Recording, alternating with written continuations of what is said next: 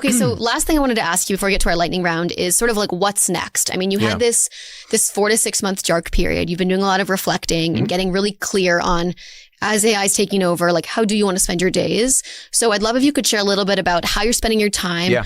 What does the next year or two look like in your life? What are you excited about? And maybe you can tease some of the things for our listeners that they can look forward to that you're going to be sharing. Sure. So we've spent the last 2 years doing a few sabbaticals, which has been the first time that we've done that, which has been a lot of fun. Last year, we live in upstate New York in the Hudson Valley, and the winters are pretty heavy.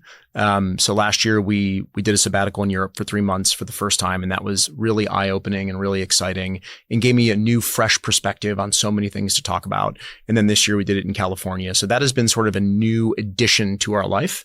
And really it's made us more well-rounded. It's made writing a lot better. It's made so many, it's also just allowed me to meet so many cool people, which has been, I met a ton of French entrepreneurs, which is super fun.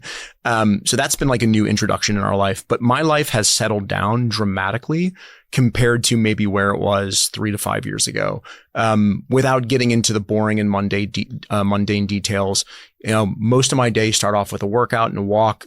Most of my days have a lunch and then I write. That is about it, right? And then, some wine and dinner and that's it. It's a good life. It's a pretty simple life. Yeah. Most of it is spent writing, whether that's content or whether that's my newsletter. It's mostly around the newsletter. I want to continue that.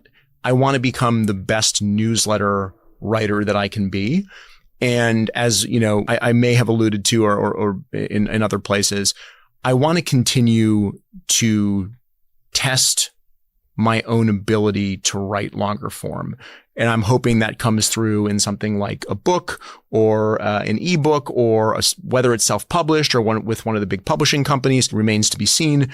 But I want to push myself. I want to get outside of my comfort zone because I've often been caught saying to other people, yeah, I'm a writer. I write, but I can't write a book. I don't know how to write that kind of thing. I know how to write a newsletter. And it's a lot of self-doubt. And I think that if I could eliminate that self-doubt, it would open up the next phase of my life.